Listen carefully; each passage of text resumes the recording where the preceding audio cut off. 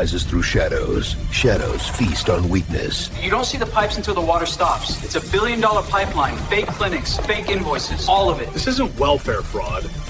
It's organized crime. The Migration Mafia, in theaters now.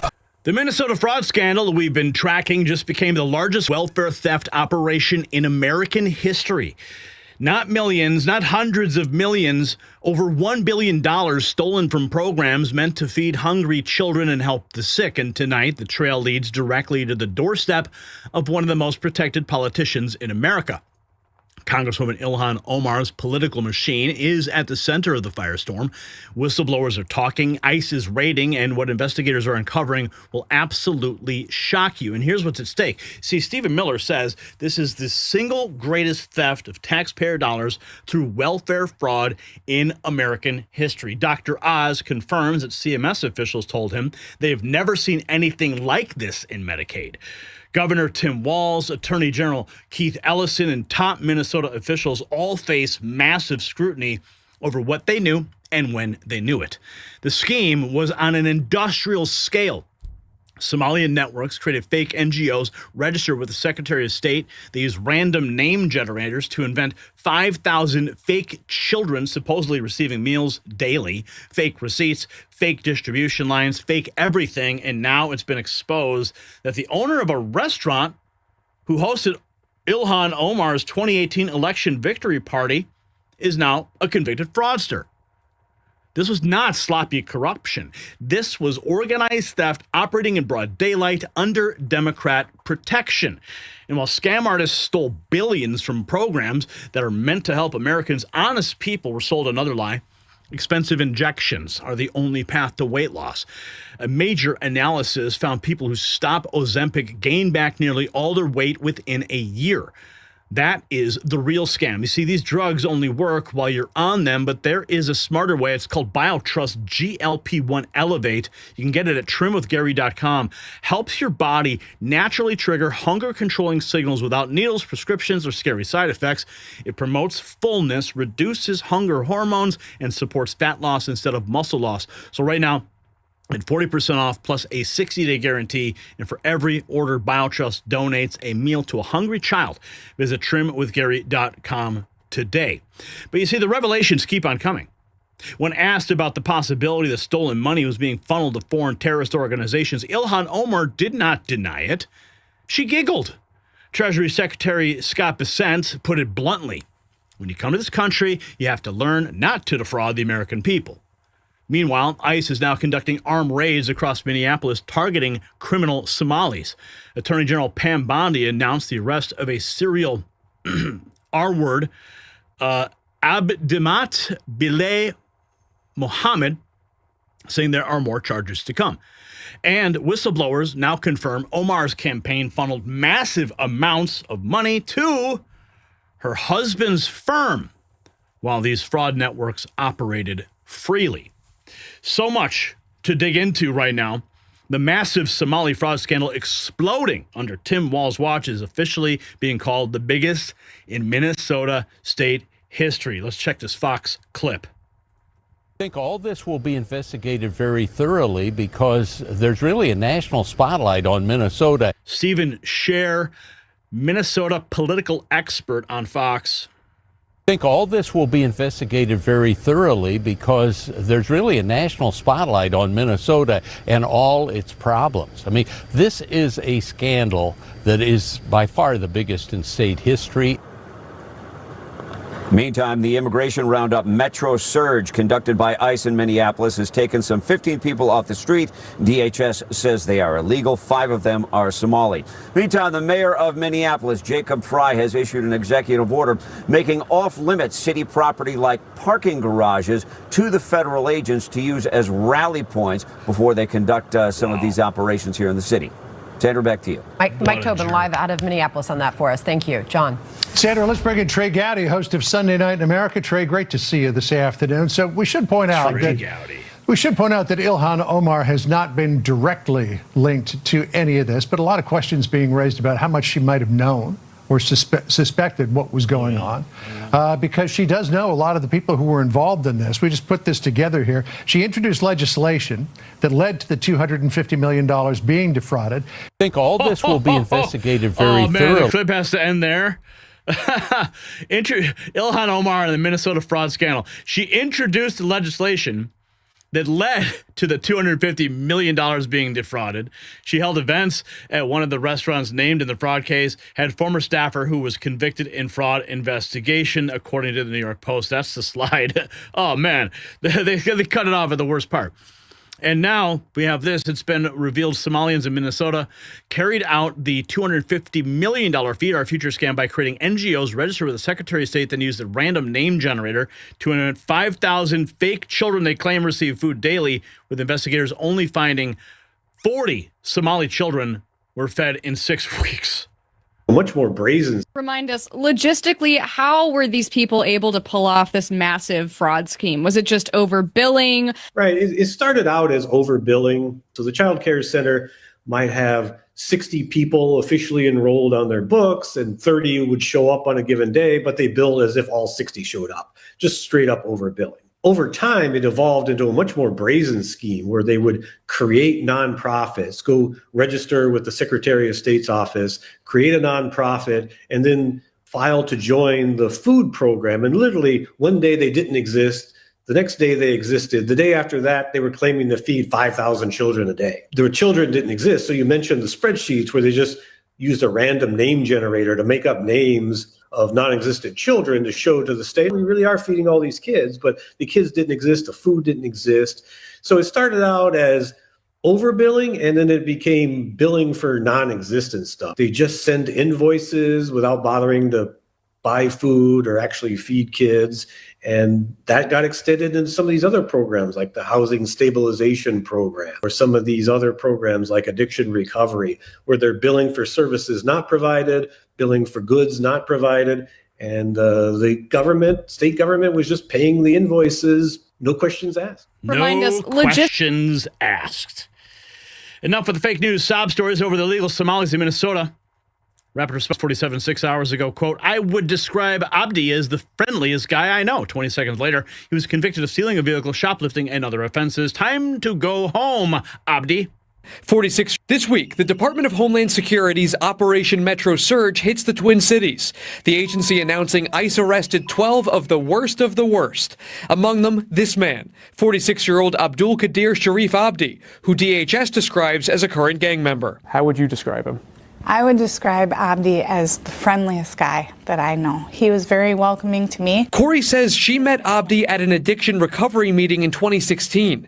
Once they started that journey, they turned to working towards helping others achieve sobriety. I wanted to change, and Abdi showed me proof that that was possible. Court documents show Abdi came to the United States from Somalia as a refugee in 1996. He faced deportation multiple times, convicted of stealing a vehicle, shoplifting, and other offenses between 1999 and 2006. Each time he was ultimately released, given deportation to Somalia was not reasonably foreseeable at the time. This week, the Department of Homeland Security's yeah, nothing to see here, right? Here is the Secretary of the Treasury on Face the Nation discussing the massive Somali fraud scandal in Minnesota. Oh, yes, my friends, it is federal now. But a lot of money has been transferred from the individuals who committed this fraud, including those who donated to the governor, donated to Representative Omar, and donated to A.G. Ellison. But they've been transferred to something called MBSs. And those are... Mortgage-backed security? What do you mean? Sorry? Transferred to what? These are money the Bureau services, and they are wire transfer organizations that are outside the regulated banking system. And that money has gone overseas, and we are tracking that both to the Middle East and to Somalia to see what the uses of that have been. Okay, but you have no evidence of that money being used to fuel terrorism at this point, which is what some conservative writers are alleging. That's why it's an investigation. We started it last week. We'll see where it goes. But I can tell you that, it's terrible. Representative Omar tried to downplay it, said, oh, it was very it was very tough to know how this money should be used. Yeah. She was gaslighting the American people. Well, we'll talk to her. Yeah, but when you come to this country, you got to learn which side of the road to drive on. You got to learn to stop at stop signs, and you got to learn not to defraud the American people. Let's not glance over what he said about. Let's not glance over what he said about Ilhan. I can tell you that it's terrible. The Representative Omar tried to downplay it. Said, "Oh, it was very it was very tough to know how this money should be used." Yeah. She was gaslighting the American people. Well, she was gaslighting the American people, the Treasury Secretary declaring it. And here's more from that interview, the possibility of money from the scandal being funneled to a foreign terrorist organization. Giggles, here she is, Ilhan Omar, on Face the Nation. So check this out. You got the Treasury Secretary, right, on Face the Nation, and then you have Ilhan Omar on Face the Nation at the same time. Back-to-back interviews. They were in the same building at the same time, and he was just going, yeah, she was gaslighting America, and now she's asked the question on Face the Nation. This is good stuff. House Republicans and the Treasury Secretary just now talked about a link to terrorism, a possible link. He said they're just now beginning to look into it. How confident are you that that's a false claim? I'm pretty confident at the moment because there are people who have been prosecuted and who have been sentenced. If there was a link... She giggles. Did you catch that? To look into it. How confident are you that that's a false claim? I'm pretty confident at the moment. Look at her looking around the room. She's searching for an answer. She knows damn well what was going on in her district, in that state.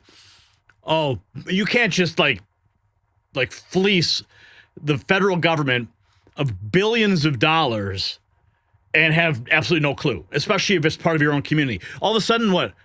Are like Somalis rolling around Minnesota in Rolls Royces and private jets? I mean, where did that $1 billion go? Oh, that's right. It went to go fund terrorism. Because there are people who have been prosecuted and who have been sentenced. If there was a linkage in that the money that they had stolen going to terrorism, then that is a failure of the FBI and our court system. So yeah, she's redirecting. She says, "Oh, it's the FBI's fault. It's the court system's fault." But that doesn't change the fact that it happened in your backyard with your native people. You see how she's blaming other people, except the actual people that were doing it? Oh boy, dude, she's cooked.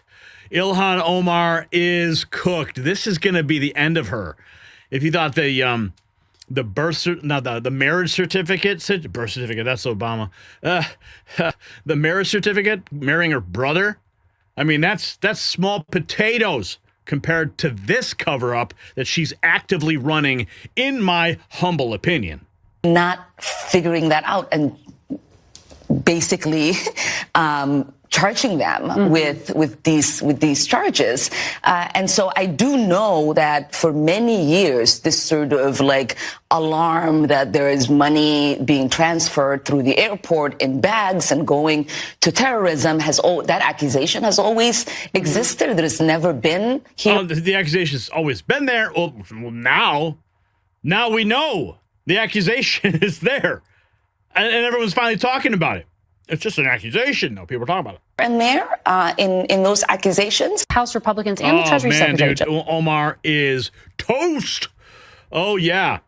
Let's check in. Okay, we're gonna get to Stephen Miller in a second, but Dr. Oz, right?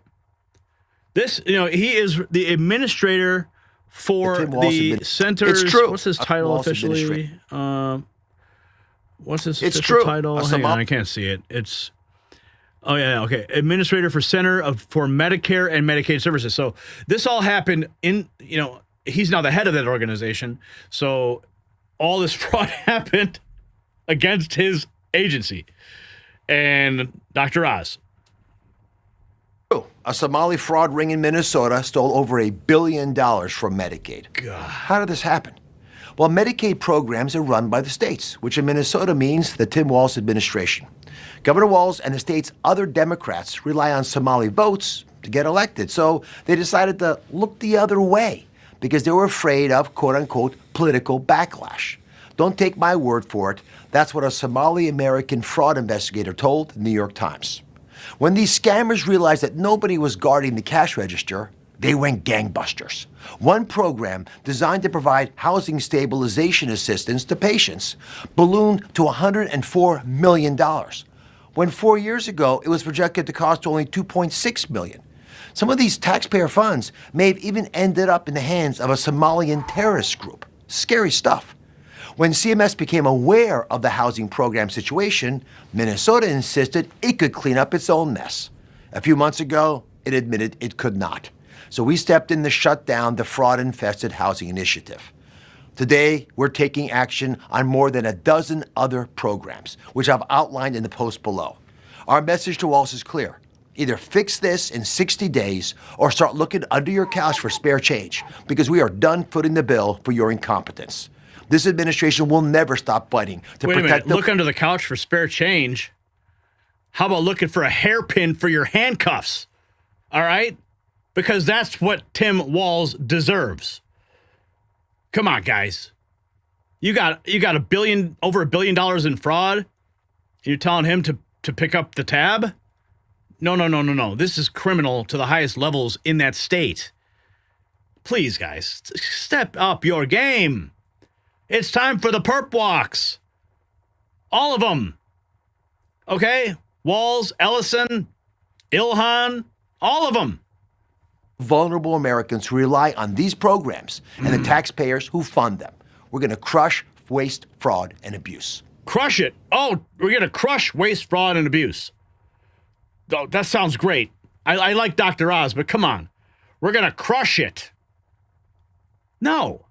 We want arrests. Stephen Miller, 48 hours ago. The single greatest theft ever. The scams. Based on what we have found so far, we believe that the Somali fraud operation in Minnesota is the single greatest theft of taxpayer dollars through welfare fraud in American history. We believe that we have only scratched the very top of the surface of how deep this goes. And you're familiar with all the scams with pretending that children have autism who are not in fact autistic, with pretending to enroll people in food programs when in fact nobody was ever enrolled, and engaging in massive fraud, lying, and theft and grift on a scale we've never seen before in American history. On a scale never before seen in American history. Bill, the total tab for this is going to be far beyond the numbers we've already seen reported. We believe the state government is fully complicit in this scheme, and we believe that what we are going to uncover is going to shock the American people. Look, based on the records that we already have, and this is a significant undercount, by the way, 75% of the Somali population in Minnesota is on welfare. But that's likely a significant undercount of just how much of a financial burden the Somali refugee population is imposing on this country. Based on... Oh, man. Stephen Miller, always on point. Here he is. This is going to be a case in point for the argument for President Trump. Through whether it be, this scandal is going to rock the core of Minnesota politics and American politics. We are going to be able to show through whether it be willful blindness, whether it be deliberately turning the other way, or whether it be direct knowledge, we are going to show how Democrat politicians, Democrat bureaucracies, Democrat political systems, and the Somali refugee population ripped off the American people, stole countless taxpayer dollars, and engaged in scams that boggle the mind, scams that we can scarcely even conceive of or imagine in their brazenness. This truly underscores the extent to which the Democrat Party has used migration as a weapon against the American people to gain political power at the expense of American citizens, stealing their money, stealing their votes, stealing their sovereignty. This is going to be case in point for the argument that President Trump has made about why we must stop mass third-world migration into this country. It is a tool the Democrat Party has used to rob the American people blind. This scandal. My goodness, this is blowing up bigger than I ever thought that it would. Here is fake news. Dana Bash, CNN, running cover for a Somali gang-banging, wife-beating illegal that ICE has gotten off the streets in Minneapolis over just the past week. I've talked to several state and local officials who've said that the number of Somali immigrants who are living in the U.S. illegally there is very, very small, and that this is about scaring people more than it is about arresting criminals. So what have you actually accomplished with this operation so far in Minnesota? Well, we're just starting, and I disagree with the fact that people, even we don't know how many illegal Somalis there are, because remember, in the last 4 years in Joe Biden, there's over 2 million gotaways, known gotaways, people caught on video, drone traffic or essential traffic that crossed the border illegally and weren't apprehended, weren't vetted. And so, what President Trump's doing is fixing the last 4 years of the open border where millions of people are released in this country, many we don't know who they are. So we're going to do the same thing in the Twin Cities we've done across the nation. We're going to focus on those illegal alien public safety threats in these cities. And if they weren't a sanctuary city, many of these people would be apprehended in the safety and security of the county jail. But because they're a sanctuary city, we got to send more resources there to flood the zone, because it takes a whole... They got to flood the zone. They're doing it, there's Chicago, New York. They're doing it in Memphis. They're doing it all over. Ilhan Omar, more from her, says Somalis in Minnesota are actually the victims of the massive fraud. Of the 87 people charged, all but 8 are of Somali descent. And that has added to the spotlight being put specifically on your community. Why do you think this fraud was allowed to get so widespread? Well, I want to say, this also has an impact on Somalis because we are also taxpayers in Minnesota. We also could have benefited from the program and the money that was stolen. Oh, yeah. There are quite a few Somalis who are benefiting from that program. All right, Ilhan? And they're all in the Middle East making bombs right now. And so it's been really frustrating for people to not acknowledge the fact that we're also, as Minnesotans, as taxpayers, really upset and angry about the fraud that has occurred. Of the 87 people they're really charged... upset and they're angry and they're victims, but all of her buddies in that community were cashing all of the checks.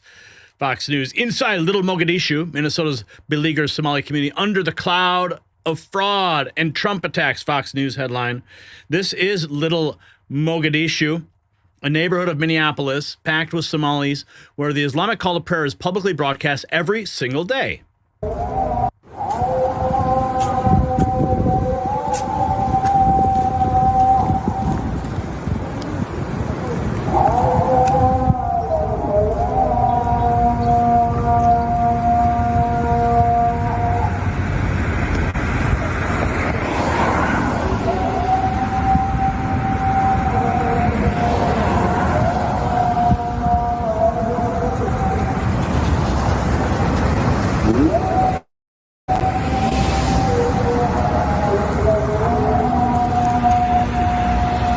What's interesting about that is that there was outcry when that started. I remember reporting on it, and people rose up to block it. Okay, people obviously not part of that religion did not want to hear that every single day. And you know what the argument was that allowed this to continue? No different than church bells. That was the argument that was made. And that's why this continues. But, I mean, church bells, it's just a tone. It's just a gong, a sound, you know, church bells. Definitely very different. And church bells are not designed as a call to prayer. Let's be clear about that as well. They aren't. Church bells ring, you know, when someone gets married as an act of celebration, or there may be a church bell that goes off at, noon or 3 o'clock or something like that. You know what I'm saying? Yeah, not telling people to face Mecca. Big difference here. So here's the most damning part of this entire thing. Regular Minnesotans are asking a simple question. One resident said he got a letter demanding $200 in back taxes and called the state immediately, worried that they would think he was committing fraud. Meanwhile, Somali networks were stealing billions. The malls of Minneapolis virtually empty after ICE announced operation. The rats are scattering, and Ilhan Omar's political world is not just under scrutiny anymore. It is absolutely collapsing. So the story matters because it exposes the rot at the heart of the sanctuary state model. You see, for years we were told mass migration was compassion. We were told diversity was strength. We were told anyone who questioned it was a bigot. And now we see the truth. Organized criminal networks embedded themselves inside state agencies, NGOs, and political campaigns. They stole over $1 billion from Medicaid and child nutrition programs. They fabricated thousands of fake children, operated in broad daylight while Democrat leaders looked the other way.